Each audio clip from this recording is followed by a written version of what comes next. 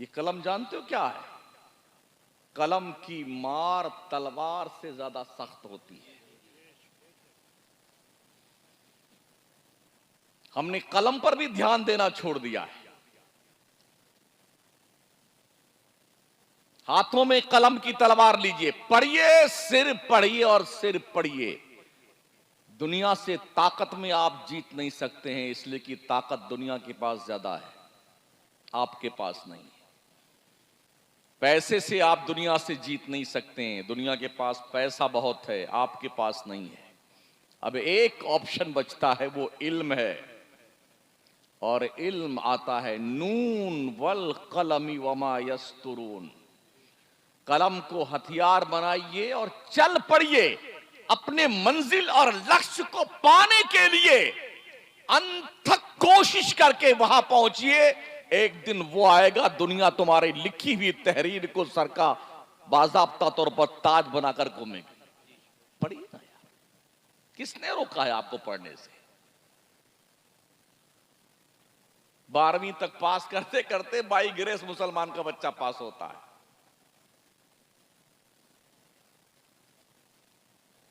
तकरीबन 14% बच्चे मुसलमानों के 12वीं तक जाते जाते ड्रॉप आउट कर जाते हैं।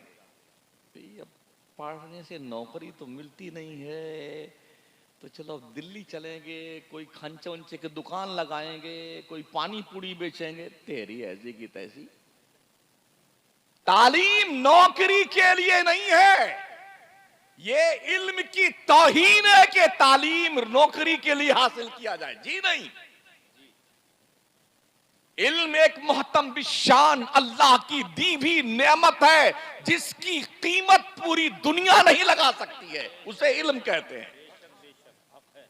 तूने बहुत हल्के में लिया है इल्म को।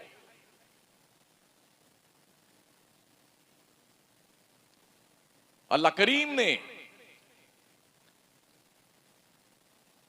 इल्म हासिल करने वालों का मकाम अपने पैगंबर के जरिए से बताया है।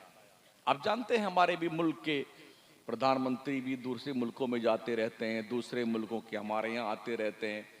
तो किसी भी चीफ गेस्ट की इज्जत और तौकीर के लिए सबसे बड़ा जो मुल्क काम करता है, उसके लिए उसके कदमों के नीचे दूर तक एक लंबी लाल किस्म की कारपेट बिछाई जाती है।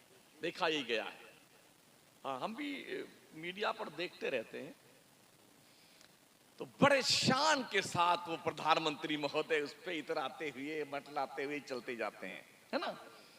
ये उसकी इज्जत तौकीर की एक अंतिम छोर है, यूं समझ लीजिए। इसके बाद इन्हें हद ही कर दी इज्जत करने की। ऐ लोगों, दुनिया के बस में तो ये है कि वो कालीन बिछा करके अपने मेहमान का वेलकम, खैर मकदम, इस्तकबाल यूं करती है। और जब ये मुस्तफ़ा के दीवाने गुजरते हैं, जो तालिबे इल्म होते हैं ना, मदरसों में पढ़ते हैं, तो इनके पैरों के नीचे दुनिया की लाल कारपेट नहीं, जिब्रील का पर बिछाया जाता है, फरिश्तों के पंख बिछाए जाते हैं। इनको आपने यूं ही समझ लिया है। हाफिज जी आइए, फातिहा कर दीजिए। हाफिज जी आइए ना, कुल अल्लाह शरीफ पढ़ दीजिए। हमारी कौम ने मदरसों को फातिहा खानी का एक वो फैक्ट्री समझ लिया है। हाँ जी, यही दो काम रह गया है। कुछ इलाके में जाना हुआ तो वहां ऐसा हुआ कि जो जनाजा पढ़ाएगा मरने वाले की, वही सारे अरकान अदा कराएगा। तीजा, 10वां, 20वां, 40वां बरसी। अब वो मौज से बेटा तैयारी में रहते हैं लोग, इंतजार में रहते हैं कि अब की कौन मरता है। 40 दिन पूरे होते होते जब यहां खाने का नंबर खत्म होता है ना, तब तक हजरत मलकुल मौत किसी घर में और तशरीफ ले आते हैं। चलो इनकी खत्म हुई, अब यहां चल गई। इस तरह से सालों साल घर में रोटी नहीं पकती है। लोग इंतजार में, तो या अल्लाह आपकी वो मरे तो अच्छा रहे, खूब अच्छा पैसा मिलेगा उसके मरने पे। ओ लोगों, जिंदगी में पैसे देते रहो मदरसों को, ताकि मदरसे के बच्चे तुम्हारे मरने की नहीं, तुम्हारे जिंदगी की दुआ मांगते हैं। हाँ, जिंदगी की दुआ मंगवाइए। कुरान मुर्दों के बख्शिश की किताब नहीं है। कुरान गिरती हुई कौम को मंजिल मकसूद तक पहुंचाने वाली किताब है। डूबी हुई कश्ती को तिराने वाली किताब है। कुरान बिखरे हुए इंसानों को जोड़ने वाली किताब है। भटके हुए बंदों को अल्लाह की दहलीज पर लाने वाली किताब है। टूटे हुए दिलों को जोड़ने वाली किताब है। अफसोस हमने कुरान को दुआ तावीज का नुस्खा बना लिया और या फिर मुर्दों के बख्शिश की किताब बना लिया है। जी नहीं, ये कुरान तुम्हें अर्श तक पहुंचाने के लिए सक्षम किताब है। इन्हाज़ल कुरान यहदी लिल्लती ही अक़वम। बेशक ये कुरान पूरी दुनिया की कौमों को नजात का पैगाम सुनाने के लिए आई हुई है। ये कुरान वो किताब है और हम क्या करते हैं, ये 2 लाइन की ताबीज लिखा, इसको पी लीजिएगा। अल्लाह अकबर। किसी डॉक्टर ने आपको नुस्खा लिख के दिया, आप किसी डॉक्टर के पास गए, बहुत बुखार भी है, जुकाम भी है, उसने कई दवाएं लिख दी आप अपने लेटर पैड पे। ये सुबह एक टाइम है, ये 2 टाइम है, ये निहार मुंह है, ये नाश्ते के बाद में, ये शाम में है, ये दोपहर में खाने के बाद में। अब ऐसा कीजिए, उस कागज को लेके आइए अपने घर में और एक जरी उसमें पानी के डब्बे में उस कागज को धुल लीजिए, जो डॉक्टर ने दवा का नुस्खा लिखा है ना, और धुल करके वो पानी पीजिए। क्या आपको वो डॉक्टर का लिखा हुआ नुस्खा फायदा देगा?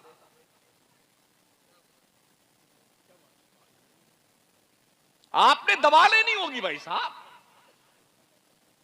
तो कुरान तो हमें शिफा का काम देने के लिए आया था, हम उसको घोल घोल के पीने में लग गए। मारे घुटना और फूटे सर। क्या सोच हमारी है यार।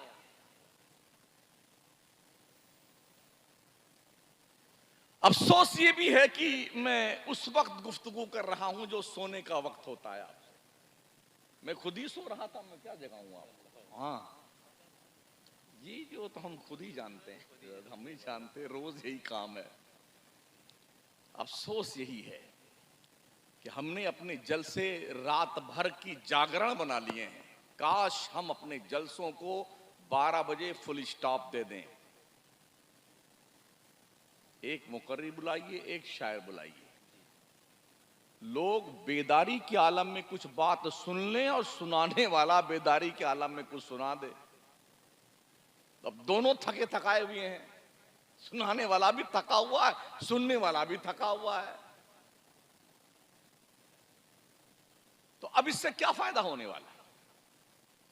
यही वजह है कि हम अहले सुन्नत वल जमात के जलसों से कोई हमें बाज़ाब्ता तौर पर फायदा नहीं मिल पा रहा है। खर्च तो खरबों रुपए हो रहे हैं जलसों पे, खरबों रुपए पर ईयर सुन्नियों के। नॉनसेंस है, रिफंड कुछ नहीं मिल रहा। वाह वाह वाह वाह, जिंदाबाद जिंदाबाद, जनाब वकील साहब जिंदाबाद, जनाब खतीब कचहरी साहब जिंदाबाद, नकीब इजलास साहब जिंदाबाद, शायर अहले सुन्नत जिंदाबाद। साहब मुर्दाबाद, मुर्दाबाद। काय की जिंदाबाद लगा रखी यार। जिस कौम की बच्चियां भागकर गैरों से शादियां कर रही, वो जिंदाबाद है। जिस कौम के बच्चे रात भर बाहर बैठे जुए खेल रहे हो, वो कौम जिंदाबाद है। जिस कौम के बच्चे अगर 500 रुपए कमाते हो तो 250 रुपए की पूरी खा जाते हो, वो कौम जिंदाबाद है। जिस कौम के नौजवान बच्चे जवान होने से पहले बुढ़े हो जाते हो पूड़ियां खा खा करके, वो कौम भी जिंदाबाद है। डूब मरो चुल्लू भर पानी में।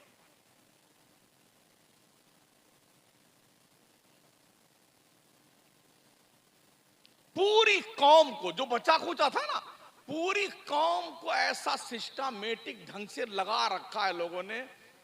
इतने उर्स हैं अल्हम्दुलिल्लाह हमारे यहां, जो मरा उसका शुरू, जो मरा उसका उर्स शुरू। कोई लिमिट है भाई साहब? 365 दिन पर अगर उर्स को तकसीम किया जाए, एक एक दिन में 365 उर्स हो रहे हैं हमारे यहां पूरे मुल्क में। अब मैं आपसे पूछना चाहता हूं कि ये जो 365 उर्स पर डे हो रहे हैं हमारे सुन्नियों के, क्या लगा रखा है तुमने यार? क्या अल्लाह ने हमें इसी उर्स के लिए पैदा किया है?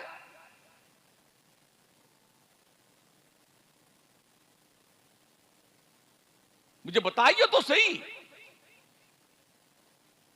मैं पूरे मुल्क से पूछ रहा हूं उलमा से, मुझे बताओ क्या ख्वाजा मोइनुद्दीन चिश्ती ने अपने पीर का उर्स ऐसे किया था जैसे आज ख्वाजा का उर्स हो रहा है? मुझे बताओ आला हजरत सरकार का जो उर्स हो रहा है, क्या आला हजरत ने अपने पीरो मुर्शिद सरकार आले रसूल मारहरवी का ऐसे उर्स किया था जैसे आला हजरत का उर्स होता? अगर ऐसा उर्स किया होता तो 1400 किताबें नहीं लिखते वो।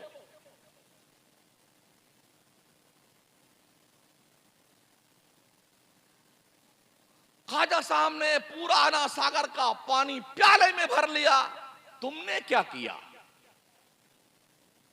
ख्वाजा साहब ने खड़ाऊ को इशारा किया, जयपाल जोगी को लाके कदमों में डाल दिया, तुमने क्या किया?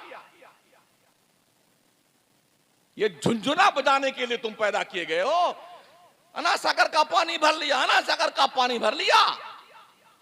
किस लिए ख्वाजा आए थे संजर की अपने आबाई पुश्तैनी जमीन छोड़ के अजमेर की बंजर जमीन पर? किस लिए आए थे?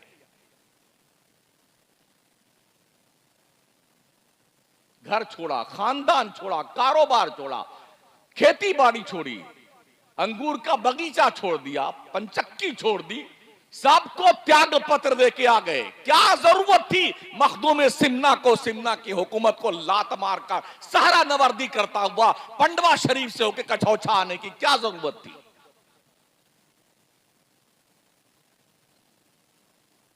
बस जो जाएंगे वहां बैठ करके औरतें झूमेंगी साहब, कोई 40 दिन के चिल्ले बैठी हुई है, कोई 4 महीने के चिल्ले बैठी, इतनी लाठी मारे इनको बदबख्तों को, सारे भाग जाए जिन्नात भूत इनके।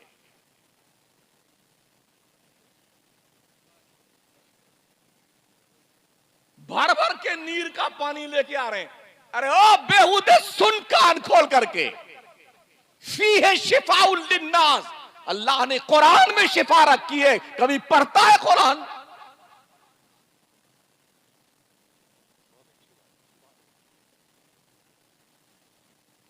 कुरान के करीब नहीं आएगा। बाप चाहे पूरी जिंदगी शराब पीता रहे, मर गया ना, अब आएगा अल्जामतुन नूरिया के मुदर्रिसीन के पास, हजरत कुरान खानी करके अब्बा को बख्शवा दीजिए हमारे। तेरी ऐसी की तैसी, पूरी जिंदगी कुरान को छुआ तक नहीं, शराब पीता रहा, जुआ खेलता रहा, बदमाशी करता, अब बख्शवाने के लिए मौलाना के पास आया हुआ।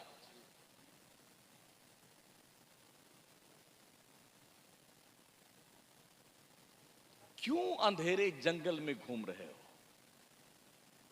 क्यों नहीं इमाम अहले सुन्नत की उन पाकीज़ा तालीमात पर तवज्जो देते हो? क्यों नहीं मुफ्ती आजम के आहे सहरगाही का जायजा लेते हो? क्यों नहीं ख्वाजा मोइनुद्दीन चिश्ती के इंतकाल के बाद उनके पेशानी नियाज पे लिखे हुए जुमले पे गौर करते हो? हबीबुल्लाह माता फी हुब्बिल्लाह, ओ दुनिया वालों देख लो, ये अल्लाह का दोस्त है, अल्लाह की मोहब्बत में मर गया है। क्यों नहीं गौर करते हो? इन बच्चों को कौन संभालेगा? पैदा करके छोड़ दिया भेड़ बकरी की तरह। ओ बापो और माओ, अपनी औलाद पर ध्यान दो, औलाद पर। इससे पहले कि कोई बदकिरदार दोस्त तुम्हारे बच्चे से क्लोज होकर के उसके दिल पर गुनाहों की तहरीर लिखे, तुम खुद अपने बच्चे से क्लोज होके उसके दिल पर मुस्तफा के प्यार की तहरीर लिखो। ओ माओ, इससे पहले कि कोई लड़की बेगैरत तुम्हारी बच्ची से क्लोज होकर उसके दिल पर किसी बॉयफ्रेंड के गम में मरने की तहरीर लिखे, तुम अपने बच्ची के दिल पर कनीज़े फातिमा होने की तहरीर लिख दो। कब तुमको होश आएगा यार?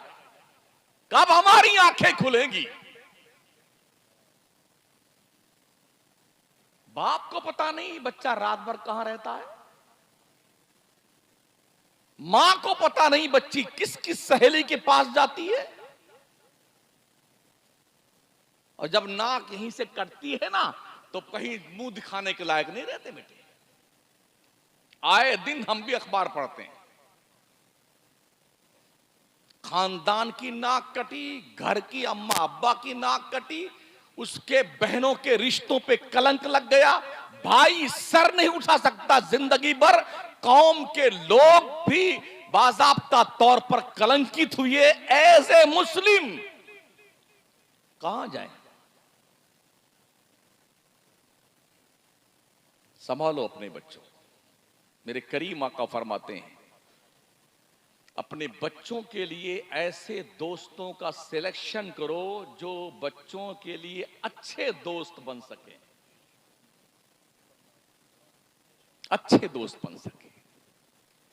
अन्नासु अला दीनी खलीलिहिम, आका फरमाते हैं लोग अपने दोस्तों के दीन और तरीके पे होते हैं।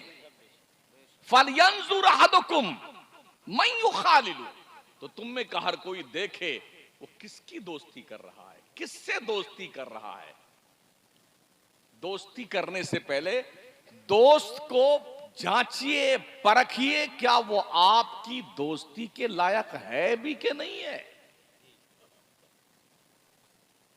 मेरे करीम आका फरमाते हैं मफहूम हदीस, और मेरी उम्मत के लोगों, अच्छे दोस्त को दोस्त बनाओ, और अच्छा दोस्त वो है जब तुम उसे देखो तो तुम्हें खुदा की याद आ जाए, वो अच्छा दोस्त होता है। ये भी आका ने फरमाया, अच्छा दोस्त वो है जो तुम्हें तुम्हारे नेकी करने में तुम्हारी मदद करे, और जब तुम रास्ता भूल जाओ, अल्लाह रसूल के ट्रैक से हट जाओ, तो तुम्हें वापस उस ट्रैक पे ले आए, वो तुम्हारा अच्छा दोस्त। और बुरा दोस्त वो है जो तुम्हें तुम्हारी नेकियों पर मदद ना करे, और जब तुम नेकी ना करना चाहो तो तुम्हें तंबीह भी ना करे, बल्कि वो खुश रहे कि हमारा दोस्त भी हमारे ढर्रे पे चल रहा है। वैसे भी लोग अच्छे बुरे बनते कैसे हैं? मेरे रब ने फरमाया ना, या अय्युहल्लज़ीना आमनुत्तकुल्लाह व कूनू मअस सादिकीन, ए ईमान वालो अल्लाह से डरो और सच्चों के साथी बन जाओ। सच्चों और अच्छों के साथी बनने का हुक्म अल्लाह ने दिया है, उसके रसूल ने दिया है। तो अच्छा दोस्त तलाश कीजिए ताकि आप अच्छा बने, नेक बने।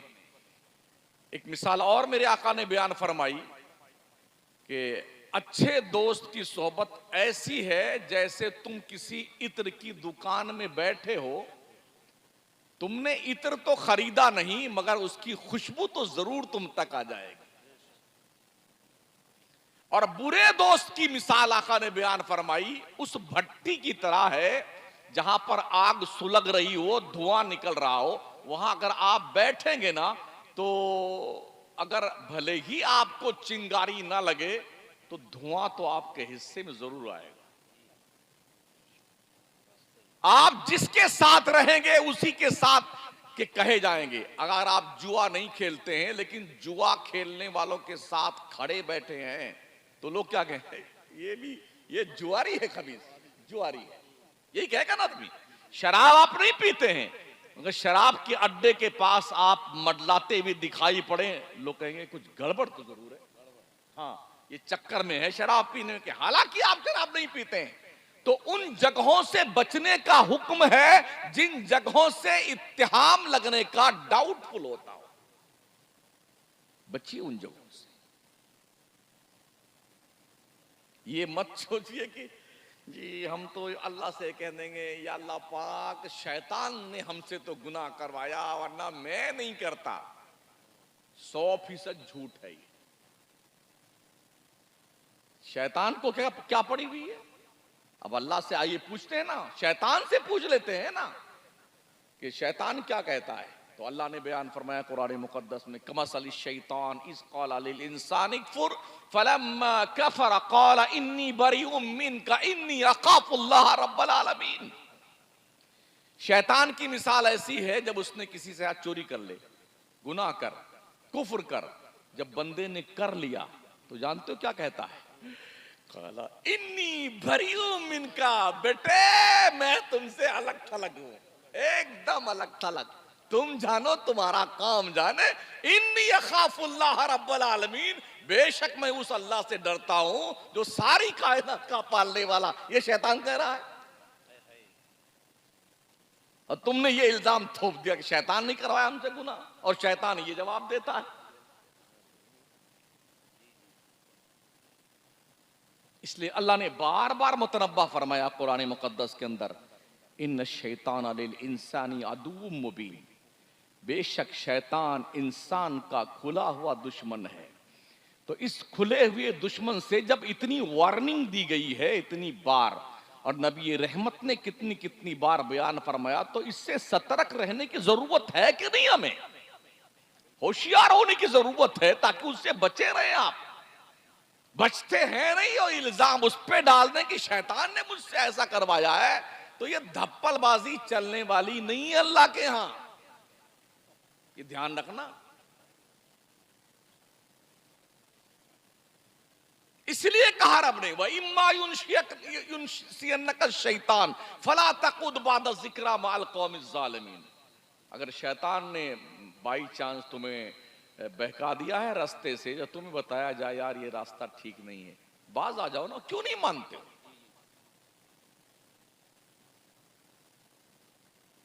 यहां इमाम साहब लोग भी होंगे, हजरत कितने नमाजी हैं?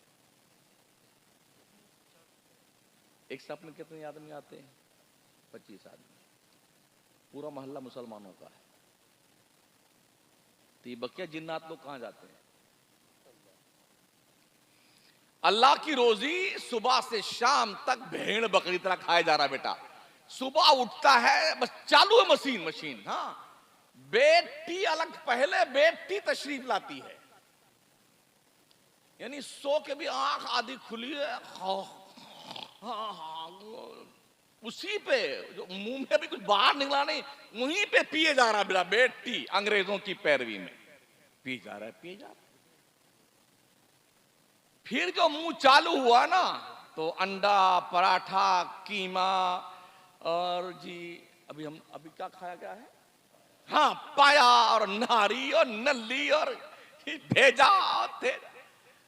भाई साहब इस पे रहम कीजिए, हाँ थोड़ा कर्म कीजिए इस तोंद शरीफ पर, इसलिए कि इसकी हथड़ियां अगर उलझी ना तो डॉक्टरों के चक्कर लगाते लगाते तुम्हारी हवा निकल जाएगी। अल्लाह की इतनी रोजी खा डाली, तुमने कभी अल्लाह का शुक्रिया भी अदा किया?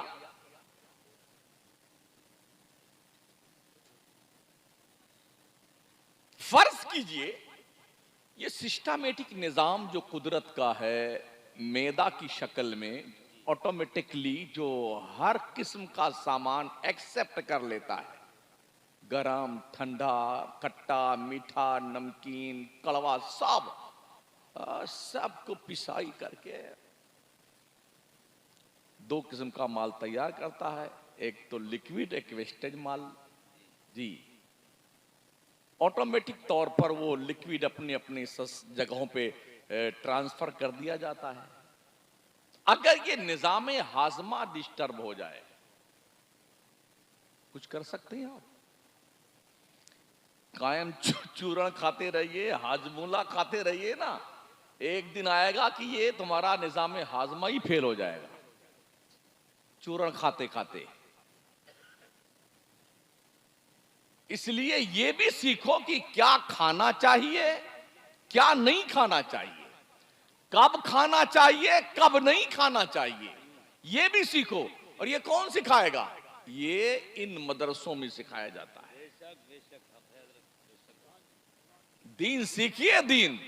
हाँ कुछ लोग कहते हैं हम तो अल्लाह क्या कह देंगे, या अल्लाह हम तो कुछ पढ़े ही लिखे नहीं थे, छुट्टी मिल जाएगी, वो धोने जाओ ना बेटे, शक्ल बिगड़ जाएगी तुम्हारी। हाँ, किस चक्कर में पड़े हो? रामपुर से ट्रेन में बैठ जाओ बगैर टिकट, जाओ उधर मुरादाबाद साइड में दिल्ली तक, टीटी पकड़ ले। साहब क्या बात, कहा टिकट तुमने नहीं लिया? कहा मुझे पता ही नहीं था कि टिकट लेना चाहिए। आज छोड़ दीजिए सर, आइंदा बिल्कुल कभी टिकट, हम बगैर टिकट बैठेंगे नहीं। छोड़ेगा वो? आपने किसी का कत्ल कर दिया, करना मत।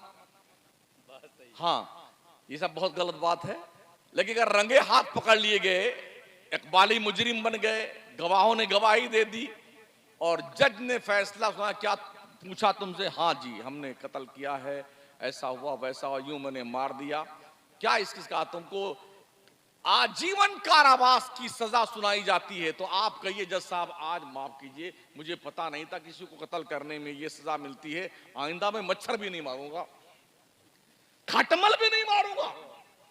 क्या जज छोड़ेगा तुम? तो तुम मुझे बताओ, जब तुम ये कहोगे या अल्लाह तो मुझे पता ही नहीं था नमाज पढ़ी जाती कि नहीं पढ़ी जाती है, हराम खाया जाता कि नहीं खाया जाता है, चुगली की जाती है कि नहीं की जाती है, झूठ बोला जाता है कि नहीं बोला जाता है, या अल्लाह अब माफ कर दे, आइंदा फिर कभी नहीं करूंगा, तो क्या लगता तुम्हें छोड़ दिया जाएगा? एक लिमिट है रस्सी ढील देने की। अगर जहन्नम का तस्वुर अब तक नहीं आया है तो कैलिफोर्निया और लॉस एंजलिस वालों से पूछ लो कि आग की लपटें कैसी होती हैं। जहां सिर्फ लाश बचा है, एंजलिस का पता नहीं है, पूछ लो उनसे।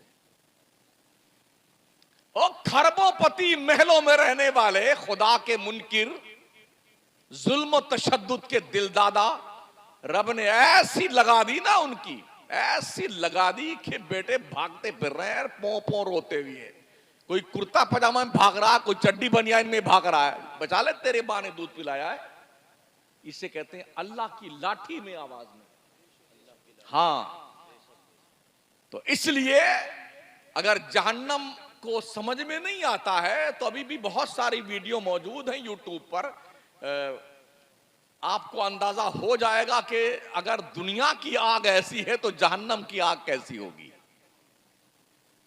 कभी कभी लावा फूटता है, देखा होगा ना आपने, सर्च कीजिए आ जाएगा। अब तो बहुत कुछ ठीक ठाक देख लेता है आदमी। जो पहाड़ होता है ना, पत्थर का पहाड़, वो पिघलता है और वो पत्थर पिघल करके पानी की तरह बहता है, पानी की तरह।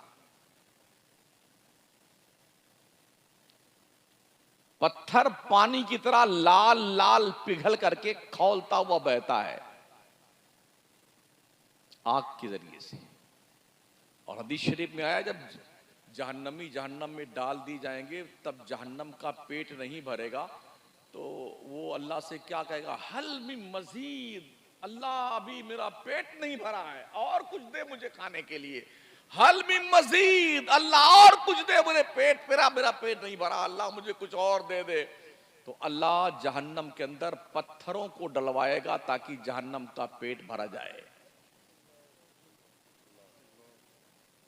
ओ हजरत इंसान और जनाबे मुसलमान, और रोजाना रोटी बोटी कीमा पकौड़ी जब खा खा करके मुश्तंडे बनने वालों, कुछ फिक्र कर लो अपने कब्र की, जहां कोई नहीं जाता। बेटे अरे हमारे इतने फॉलोवर्स हैं, मरते ही सारे फॉलोवर्स भाग जाते हैं। हाँ, कोई फॉलोवर सब्सक्राइब कीजिए, और इसको क्या कहते हैं, हाँ लाइक कीजिए सब्सक्राइब कीजिए, तेरी सब्सक्राइब कीजिए, कहां गए ये मरने के बाद? जब वक्त हो जाए नमाज का तो हर काम छोड़ करके अल्लाह के घर में इबादत के लिए पहुंच जाया करो। अफसोस ये है कि हमारे लोगों ने ऐसा सिस्टम बना रखा है कि फुर्सत ही नहीं मिलती कि मस्जिद में जाए सुन्नी। आज झंडारोहण होगा, शाम को बुलंद दरवाजा खुलेगा, फिर चिराग दान में चिराग जलाया जाएगा, फिर फूलों की बारिश की जाएगी, फिर मज़ार को गुस्ल दिया जाएगा, फिर महफिल समा का ये वक्त है, और उसके बाद जो है हल्के जिक्र का ये वक्त है, फिर चादर पोशी का जुलूस निकाला जाएगा, फिर गधे नशीन साहब तशरीफ लाएंगे। जी, गद्दे नशीन तो गद्दी नशीन थे, अब ज्यादातर गधे नशीन हैं। गधे नशीन तशरीफ लाएंगे। इसी काम में पूरी सुन्नियत उलझी हुई है। क्या हो गया हमारे को यार? होना तो ये चाहिए था, वलियों ने जो करके दिखाया है उस काम को आगे बढ़ाते। हाँ जी, वहां बैठे धोनी रमाए बैठे भी हैं। हमने ये भी देखा है, वो जब मजार पे वो सुलगाते नहीं अगरबत्ती, जब लोबान की धोनी देते हैं, तो हम भी कभी कभी जब जाते हैं तो एक आदमी एक धोनी दे, तो लोग जो वहां हाजिर होते हैं वो धुआं खाते हैं। गधे कहीं के, धुआं खाता है खबीस। कुछ को देखा जो अगरबत्ती सुलगा करके जो उसकी राख गिर जाती है ना, जबान से चाटता जाहिल कहीं का। क्या लगा रखा है तुमने यार? घर में मां बेचारी बीमार है, तड़प रही है, उसकी दवाओं के लिए पैसे नहीं है, और पीर की जूतियां लेके कमीना नाच रहा है।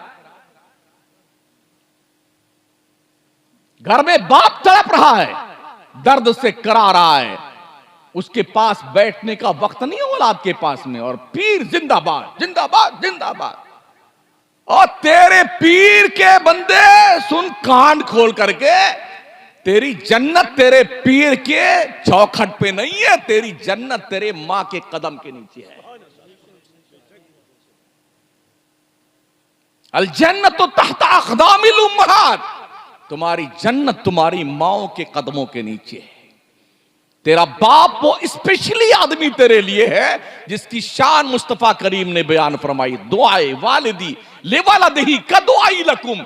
एक बाप की दुआ अपनी औलाद के हक में ऐसी होती है जैसे एक नबी की दुआ उम्मत के लिए हुआ करती है। कभी समझा तुमने अहमियत अपने बाप की? माँ बाप के लिए नमाजों में हुक्म है कि दुआएं मांगा करो अपने माँ बाप के लिए। रब्बना फ़िरली वली वालिदैया वलिल मुमिनीन यौम यक़ूमुल हिसाब, दुआएं मांगा करो नमाजों में माँ बाप के लिए। जो दुआएं कहीं कबूल नहीं होती हैं, मां की चौखट पे बैठ दिल से अगर मां ने दुआ कर दी ना, अल्लाह की इज्जत की कसम उसकी दुआ रद्द नहीं करता परवरदिगार। हाँ, बेगम का चेहरा देखने के बाद मां को धक्के मारने वालों शर्म करो शर्म। जिस मां ने तुम्हें पाल पोस के बड़ा किया, इस लायक बनाया है ना, उसका हक पहचानो। मां के पेट में रहते वक्त तुम्हारी वजह जो झटका लगा था ना, एक बार जो उससे तकलीफ हुई, नबी ने अपने एक साहबी से कहा था, तूने 7 मरतबा पैदल अपने मां को कंधे बिठा के पैदल हज करवाया ना, तेरे 7 हज करवाना जो तूने करवाया ना, तेरी मां के पेट में जब तू था, जो झटका तेरी एक वजह से एक बार लगा तेरी मां को जो तकलीफ हुई थी ना, ये 7 हज उसके बराबर भी नहीं है। ये कहां सीखेंगे आप? दोस्तों की चौपाल पे, चाय की दुकान पे? ये बातें आपको सीखनी होंगी उलमा के पास आकर के, अपने इमामों के पास बैठ करके, मदरसों में आकर के। और मदरसे हमारी आन बान शान हैं। मस्जिदें खुदा का घर हैं, मदरसे मुस्तफ़ा का घर है। इन दोनों घरों को अच्छे बनाकर रखो ताकि तुम्हें फख्र हो कि मेरे मुस्तफ़ा का घर कितना अच्छा है, मेरे रब का घर कितना अच्छा है। अच्छा बनाओ घर अपने रब का।